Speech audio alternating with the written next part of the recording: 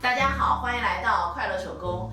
我妈呢给了我2把钥匙哈，他们年纪大了嘛，怕出门有时候忘带钥匙了，可以到我这儿来拿。我们两家住的不远哈，所以今天我想做个小手工，把这2把钥匙呢给收纳起来。我们来剪一块铺棉，这个铺棉呢是一个12厘米的正方形。首先啊，咱们在铺棉上面呢画一个心形，其实形状是随意的哈，什么圆形啊、三角形啊都是可以的。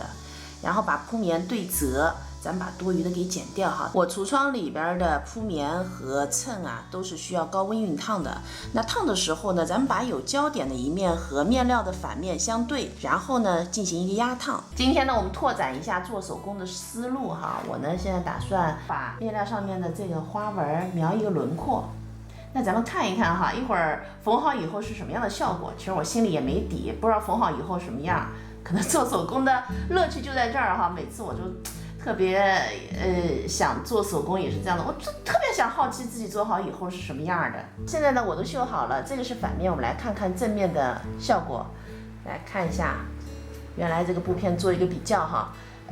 我呢用锁链绣哈，把这个花朵的轮廓给全部描了一遍，然后用满绣呢把这个粉红色的色块，还有这个小的叶子都是用满绣。这儿我用到了一个渐变的绣线哈，还有这些我都是把它给轮廓给描出来了。这样做好的效果呢，就很像拼布一样哈，好像是用很多小的碎布给拼起来的。接下来呢，我们根据面子哈，剪一块一样形状的里子，反面相对，我们把2块材料啊给叠齐，然后呢再准备一块布哈，先把它对折，搁在这个位置。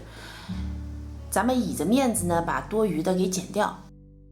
最后咱们用包边带哈，把整个心形啊给包一圈。包边的时候呢，咱们在这儿钉2根丝带，用来呢固定钥匙。现在我把钥匙给系上。今天的手工啊虽然很简单哈，但是呢我用绣花把面料上的轮廓呢又处理了一下，是不是又拓宽了手工的新思路啊？我在中间的位置呢缝了1颗摁扣。这期视频内容啊就是这些了，感谢您花宝贵的时间来看我的视频，记得帮忙点赞，咱们下期再见。